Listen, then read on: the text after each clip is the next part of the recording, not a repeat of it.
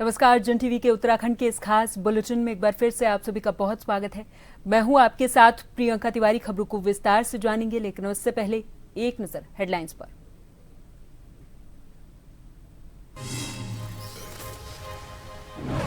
पंचायत चुनाव के दूसरे चरण में 40 ब्लॉकों में मतदान जारी। 21.57 लाख मतदाता करेंगे निर्णय। 31 जुलाई को होगी मतगणना। सीएम धामी का स्वर्णकारों से आग्रह है, पारंपरिक आभूषणों को भी वैश्विक मंचों पर प्रस्तुत करने का करे प्रयास। स्वर्णकार बोर्ड बनाने के विषय पर भी सरकार करेगी विचार।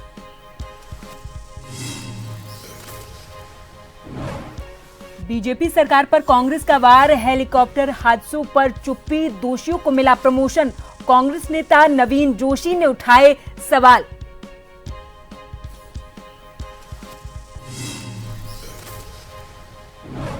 मनसा देवी मंदिर हादसा मामला। मामूली रूप से घायल लोगों को इलाज के बाद छुट्टी, शेष घायलों का उपचार जारी।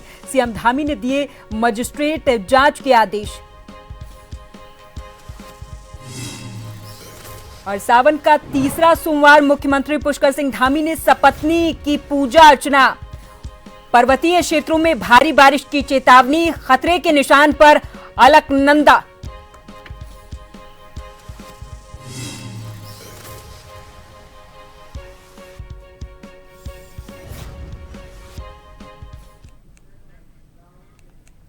और अब बात करेंगे त्रिस्तरीय पंचायत चुनाव की।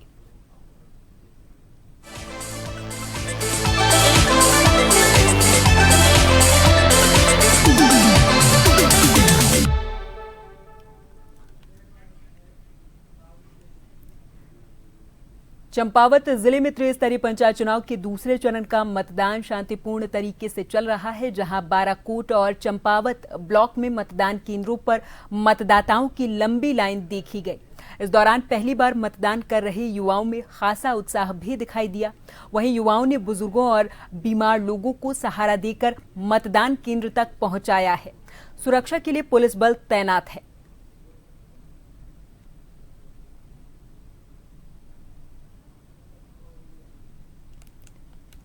अभी तक हमारे विकास खंड बाराकोट में 12.7% वोटिंग हो चुकी है और जो हमारे संवेदनशील और अति संवेदनशील बूथ हैं जैसे कि सिंगदा, सील, सलान, वहाँ पे भी अभी शांतिपूर्ण ढंग से हमारी पोलिंग चल रही है और सभी पोलिंग स्टेशंस पे शांतिपूर्ण ढंग से पोलिंग चल रही है। लॉ एंड ऑर्डर की जो सिचुएशन है वो अपनी बिल्कुल जो है एसडी मैडम उसको मॉनिटर कर रही हैं अभी, और सब जगह शांतिपूर्ण ढंग से अभी पोलिंग चल रही है। देखिए, आज जो त्रिस्तरीय पंचायत चुनाव चल रहे हैं वो आज सुबह 8 बजे से शांतिपूर्वक शुरू हो चुका है और कुल 54 में से 53 बूथों पर चुनाव चल रहे हैं। एक बूथ जो कोठेरा है हमारा, उसमें निर्विरोध चुनाव संपन्न, निर्विरोध उसमें होने की वजह से अब वहाँ पर चुनाव नहीं हो रहा है।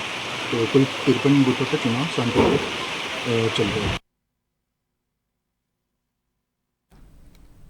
उत्तराखंड में त्रिस्तरीय पंचायत चुनाव के लिए दूसरे चरण का मतदान चल रहा, जहां सल्ट विकासखंड के राजकीय प्राथमिक विद्यालय घट्टी में बने पोलिंग बूथ पर प्रत्याशी महेंद्र कड़ाकोटी ने मतदान किया है।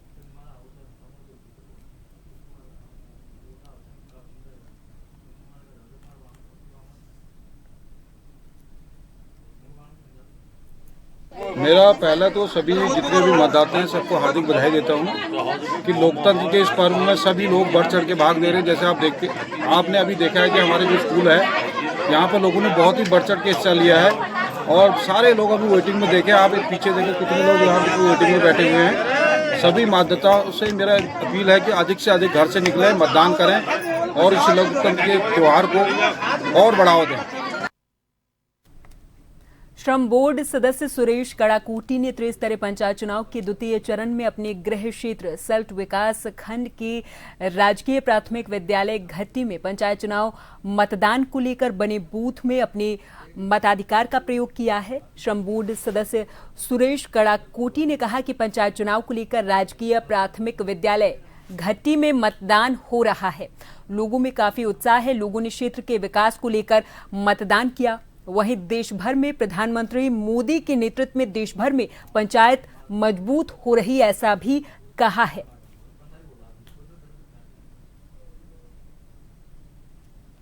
पंचायत चुनाव का वोटिंग हो रही है। हमारे प्राथमिक विद्यालय घट्टी में डांग में आज पोलिंग बूथ हो रही है, जिससे मैं लोगों को बहुत उत्साह है इस बार पंचायत चुनाव में वोट देने के लिए। लोगों ने मन बना रखा हमने विकास के लिए, क्योंकि पूरे उत्तराखंड में जो है भारतीय जनता पार्टी की सरकार है, हमारी सरकार बहुत अच्छा काम कर रही है। माननीय मोदी जी की और पुष्कर सिंह धामी जी और सल्ट महेश जी के मिलकर इस सरकार बहुत अच्छा काम कर रही है। मैं सल्ट के वासियों से एक निवेदन करना चाहता हूँ, आज मत हो रहा है, आप लोग सभी मत का प्रयोग करें। जो लोग विकास पुरुष हैं, जो विकास करते हैं क्षेत्र में, जैसे भारतीय जनता पार्टी विकास करी, आप सभी लोगों ने विकास के नाम पर मत देना है। और सभी लोगों से अपील करता हूँ कि आप ज्यादा से ज्यादा लोग आकर अपना मत का प्रयोग करें। उत्तराखंड में पंचायत चुनाव के पहले चरण में भारी उत्साह देखने को मिला, जहां लगभग 68% मतदान दर्ज हुआ है। लोकतंत्र के इस उत्सव में बुजुर्गों से लेकर युवाओं तक ने बढ़ चढ़कर भागीदारी निभाई। एक 106 वर्षीय वृद्धा ने मतदान करना सुनिश्चित किया और ये खासा प्रेरणादायक क्षण रहा है। इस पर प्रतिक्रिया देते हुए बीजेपी की प्रदेश प्रवक्ता हनी पाठक ने कहा कि ये मतदान प्रतिशत जनता की लोकतांत्रिक जागरूकता का प्रतीक है। उन्होंने उम्मीद जताई कि दूसरे चरण में भी इसी तरीके का उत्साह रहेगा और भाजपा को देवतुल्य जनता का आशीर्वाद दोबारा से भारी मतों से विजयी बनाएगा।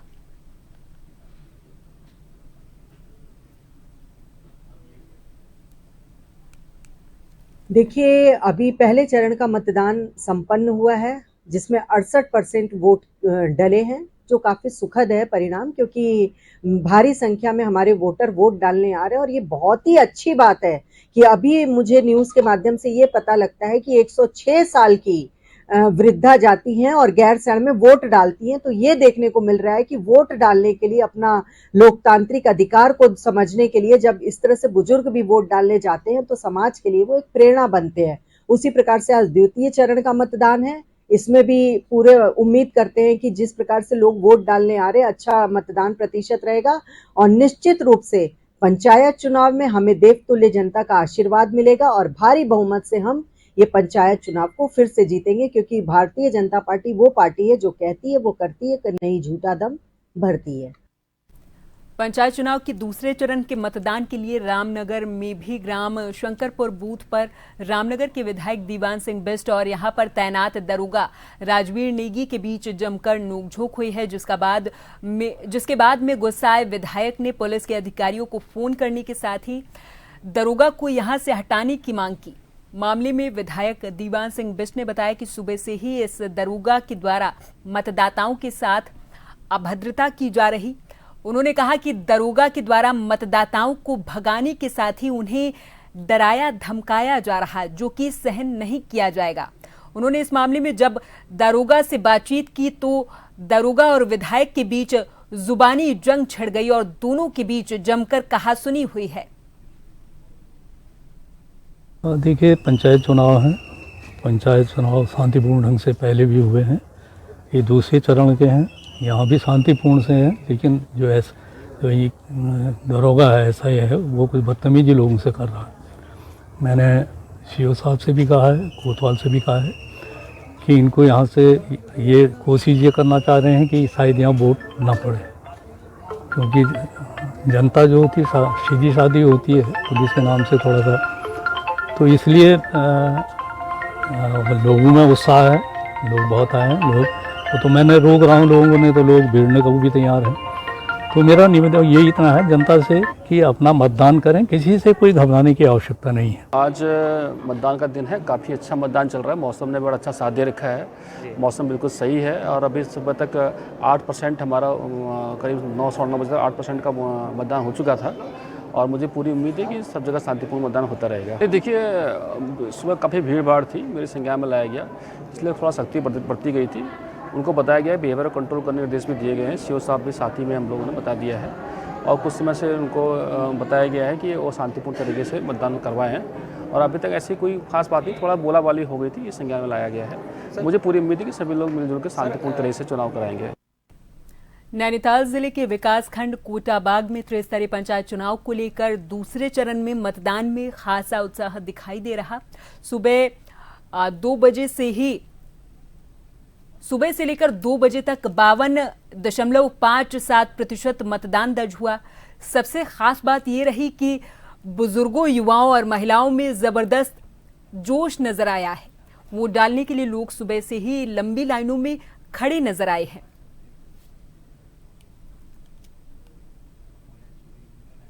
कि हमारे पास जो सूचना है वो लगभग 52.57% जो है वो मतदान हुआ है, जो कि एक अच्छा प्रतिशत है। और मतदान जो है वो शांतिपूर्ण तरीके से यहाँ पर चल रहा है। किसी तरह की कोई भी ऐसी अप्रिय घटना की अभी तो कोई सूचना नहीं है।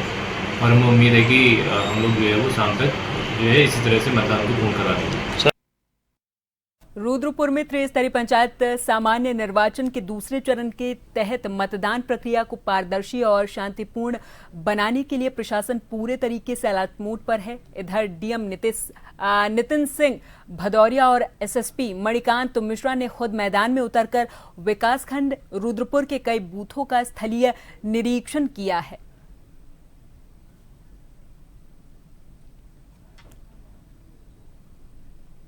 हम लोगों ने खुद देखा कि यहाँ पे 8-9 बूथ हम लोगों ने पूरे देख लिए और 8 पूरे आप लोगों ने खुद ही देखा पूरे शांतिपूर्ण तरीके से मतदान किया जा रहा है। पुलिस प्रशासन पूरा मुस्तैदी से मौजूद है और अभी तक लगभग हमारा 40% मतदान हो चुका है और हमारा 80% हमारा टारगेट जो है, पिछली बार हमारा 81% रहा था पिछले चरण में, जो क्रॉस ज़रूर होगा।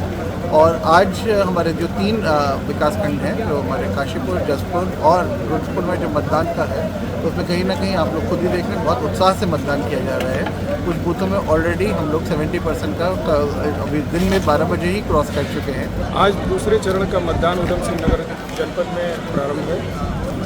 कुल 3 ब्लॉक में आज मतदान की प्रक्रिया शुरू है। रुद्रपुर, काशीपुर और जसपुर। पर्याप्त संख्या में पुलिस बल मतदान केंद्रों पर लगाया गया है। कुछ ऐसे क्षेत्र और ऐसे केंद्र जो संवेदनशील हैं उसमें अतिरिक्त पुलिस बल की व्यवस्था की गई है। पिछली बार के मतदान प्रक्रिया में जो समस्याएं आई थी उनको भी दिमाग में रखा गया और उनके अनुसार भी पुलिस बल नियुक्त किया गया।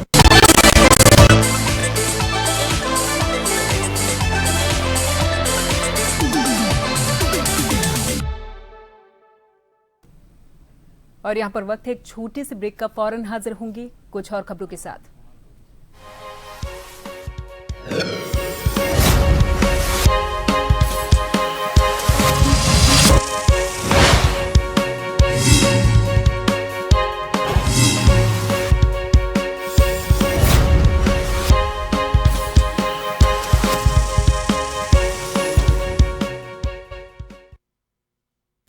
ब्रेक के बाद एक बार फिर से आप सभी का बहुत स्वागत है। अगली खबर की ओर रुख करेंगे। उत्तराखंड में चार्टर्ड प्लेन से केदारनाथ यात्रा को लेकर सियासी घमासान तेज हो गया है। कांग्रेस के प्रदेश महामंत्री नवीन जोशी ने बीकेटीसी अध्यक्ष हेमंत द्विवेदी की इजाजत के बिना हुए इस यात्रा को लेकर राज्य की बीजेपी सरकार पर तीखा हमला बोला। नवीन जोशी ने आरोप लगाया है कि बीजेपी नेताओं और आम जनता के लिए सरकार के नियम अलग अलग हैं। उन्होंने सवाल उठाया कि जब बीते 1 महीने में राज्य में कई हेलीकॉप्टर दुर्घटनाएं हुई हैं, तब सरकार ने उस पर कोई कार्रवाई क्यों नहीं की।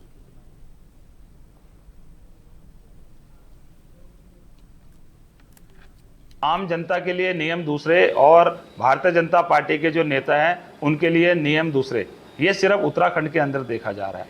किस प्रकार से 1 महीने के अंदर 5-5 हेलीकॉप्टर दुर्घटनाएं हो गई, सरकार उसका संज्ञान नहीं ले रही है। जिसका डिमोशन होना चाहिए था उसको प्रमोशन कर रहे हैं। आज मुख्यमंत्री जी जो है प्रदेश के विकास की बात नहीं कर रहे हैं, वो अपना एडवाइजर लोगों को बना रहे हैं, उनको आगे सम्मानित कर रहे हैं। बात होनी चाहिए थी किस प्रकार से हम प्रदेश का विकास करेंगे, कैसे यहाँ से हम पलायन को रोकेंगे और किस प्रकार से यहाँ पे इंडस्ट्री लेके आएंगी, किस प्रकार से महंगाई को हम कंट्रोल करेंगे। ये सारे मुद्दे तो गौण हैं। ये सिर्फ अपने नेताओं को खुश करने में लगे और राज्य की पूरी जनता त्राहिमाम कर रही है। आज बेरोजगार जो युवक हैं उनके पास रोजगार नहीं है। हमारी जो माताएं बहनें हैं उनके बारे में कुछ नहीं सोच रहे। महिला अपराध में उत्तराखंड आज पहले नंबर पे आ चुका है। खानपुर के विधायक उमेश कुमार ने रविवार को प्रेस कॉन्फ्रेंस की और एलयूसीसी चिटफंड और पूर्व मुख्यमंत्री त्रिवेंद्र सिंह रावत के सलाहकार पर गंभीर आरोप लगाए और सरकार पर संरक्षण देने का दावा किया। उन्होंने कहा कि यदि कोई कार्रवाई नहीं हुई तो वो आंदोलन करेंगे। इस पर प्रतिक्रिया देते हुए बीजेपी के प्रदेश प्रवक्ता हनी पाठक ने कहा कि उमेश कुमार को अपनी बात रखने का अधिकार, लेकिन ये मुद्दा वो बेवजह उछाल रहे हैं। मुख्यमंत्री पुष्कर सिंह धामी पहले ही इस मामले की जांच के आदेश दे चुके। हमारे सांसदों ने केंद्रीय गृह मंत्री अमित शाह से भी मुलाकात करके सीबीआई जांच की मांग रखी है। उन्होंने कहा कि सरकार मामले को गंभीरता से ले रही है। वो क्या बात कर रहे हैं, क्या नहीं कर रहे हैं, वो लोकतांत्रिक अधिकार है उनका, वो अपनी बात करते हैं। लेकिन हमारे मुख्यमंत्री स्वयं पुष्कर सिंह धामी जी ने इस चीज के लिए जांच के आदेश दिए हुए हैं और सभी हमारे सांसदगण केंद्रीय गृह मंत्री श्री अमित शाह जी से भी मुलाकात किए थे और सीबीआई जांच के आदेश के लिए उन्होंने पूरी तरीके से लोगों को, सभी सांसदगणों को आश्वस्त किया है और निश्चित रूप से जांच इस पर होगी। इसको मुख्यमंत्री जी ने काफी गंभीरता से लिया है और जो भी इसमें पाया जाएगा उसके ऊपर निश्चित तौर पे मुकदमा दर्ज हो। इधर सीएम धामी ने प्रदेश के सभी स्वर्णकारों से आग्रह किया कि वो उत्तराखंड के पारंपरिक आभूषणों को भी वैश्विक मंचों पर प्रस्तुत करने का प्रयास करें। मुख्यमंत्री ने कहा कि आज संपूर्ण विश्व भारतीय कला, संस्कृति और डिजाइन की ओर आकर्षित हो रहा, इसलिए हम अपने पारंपरिक डिजाइन को वैश्विक बाजार की मांग के अनुरूप ढालें, जिससे भविष्य में लोकल टू ग्लोबल का सपना साकार हो सके। सीएम धामी ने कहा कि स्वर्णकारों का ये प्रयास हमारी युवा पीढ़ी को भी अपनी संस्कृति और विरासत से जोड़ने का माध्यम बनेगा, जो कि आज आधुनिकता की दौड़ में अपने पारंपरिक आभूषणों और लोक शिल्प से विमुख होती जा रही। मुख्यमंत्री ने स्वर्णकारों को आश्वस्त किया कि सरकार राज्य में स्वर्णकार बोर्ड बनाने के विषय पर भी विचार करेगी।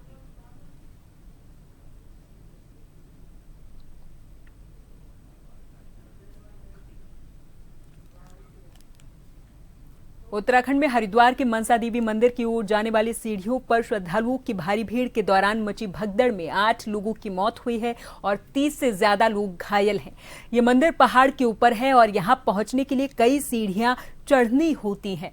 हरिद्वार के वरिष्ठ पुलिस अधीक्षक यानी कि एसएसपी प्रमेंद्र सिंह डोभाल ने बताया कि सीढ़ियों की शुरू होने वाली जगह पर बिजली का करंट होने की अफवाह से लोगों में दहशत फैल गई, जिसके बाद भगदड़ मची है। उत्तराखंड के मुख्यमंत्री पुष्कर सिंह धामी ने हालांकि इस पर कहा कि भगदड़ की वजह पता करने के लिए मजिस्ट्रेट जांच के आदेश दे दिए हैं। प्राधिकरण ने बताया कि भगदड़ में मामूली रूप से घायल हुए कुछ लोगों को इलाज के बाद छुट्टी दे दी गई, लेकिन उन्हें घायलों की सूची में शामिल नहीं किया गया है। ये घटना सुबह करीब 9 बजे हुई थी।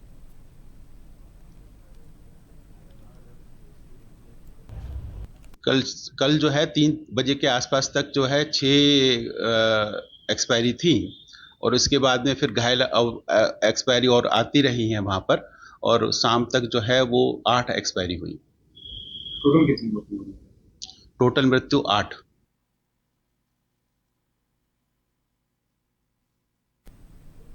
जानकारी के लिए बता दें कि पहाड़ों में आजकल लगातार कुछ दिनों से जोरदार बारिश हो रही, जिसकी वजह से वहां की जनता बेहद परेशान है। पहाड़ों का जनजीवन बुरे तरीके से प्रभावित हुआ है। बता दें कि नारायण हरि विष्णु के चरणों से गुजरने वाली अलकनंदा का जलस्तर एक बार फिर से बढ़ने लगा है, जहां पर लगातार अलकनंदा नदी के दोनों तरफ पुलिस प्रशासन की टीम भी मौजूद है और पुलिस प्रशासन की टीम किसी भी तीर्थयात्री को अलकनंदा नदी के आसपास न जाने की सलाह भी दे रही। हालांकि आजकल भगवान बद्री विशाल जी के धाम में बस गिने चुने ही तीर्थयात्री नजर आ रहे। तस्वीरों में आप देख सकते हैं किस तरीके से बद्रीनाथ धाम में बहने वाली अलकनंदा नदी किस रूप में दिखाई दे रही है।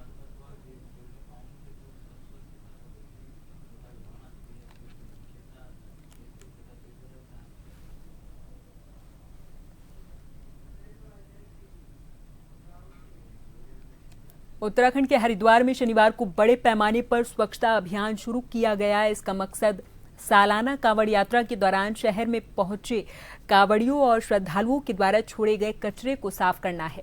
घाटों और शहर की मुख्य सड़कों के आसपास सफाई अभियान की अगुवाई जिले के बड़े अधिकारियों ने की।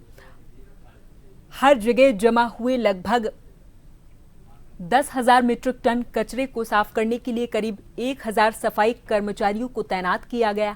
अनुमान है कि इस साल 2 हफ्ते तक चली कांवड़ यात्रा के दौरान 5.5 करोड़ तीर्थयात्री हरिद्वार पहुंचे हैं।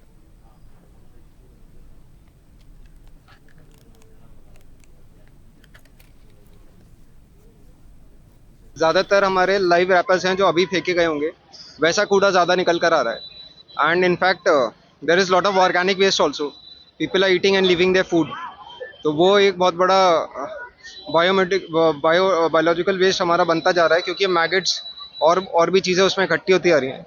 तो मैं आपके माध्यम से रिक्वेस्ट करूँगा कि आप प्लीज़ जितना भी कूड़ा है, या तो अगर रैपर नहीं है तो always carry a polythene with your self. जो लोग बाहर से ट्रैवल कर रहे हैं तो उसमें डाल के आप जो नियरेस्ट आपको मिले तो वहाँ आप डाल सकते हो। करोड़ों की संख्या में यहाँ से कांवड़ यात्री अपना जल लेके गए, पर उसके बाद की जो एक सफाई का महाअभियान आज शुरू किया जाना था, जिसमें प्रशासन, पुलिस और समस्त विभागों ने मिलकर आज एक कार्यक्रम शुरू किया है। इसको निश्चित तौर पर आगे बढ़ाया जाएगा। हरिद्वार के घाटों की सफाई होना, माँ गंगा के घाटों की सफाई होना बहुत ही ज़्यादा जरूरी है। देखिए, सभी से मेरी अपील है कि इसमें इस पवित्र स्थल को, धर्म नगरी को, जहाँ से माँ गंगा यहाँ से गुजर रही हैं, जिसकी पूजा करके हम लोग यहाँ से जल लेकर जा रहे हैं, तो उसकी पवित्रता को मेंटेन करने के लिए हम ये इंश्योर करें कि यहाँ पर कोई भी कचरा इधर उधर ना फेंके। और आई थिंक सबसे बड़ा एक ये अच्छा कार्य यही होगा कि हम अगर यहाँ पर आ रहे हैं तो जो भी कचरा यहाँ पे प्रोड्यूस हो रहा है उसको या तो प्रॉपर जगह डिस्पोज करें या अपने साथ वापस लेकर जाएं। इधर नदी के आसपास, गंगा नदी के आसपास, घाटों पर, रास्तों पर कोई भी कचरा ना फेंके। और इसी के साथ इस बुलेटिन में फिलहाल के लिए मेरे साथ बस इतना ही। आप देखते रहें जन टीवी। नमस्कार।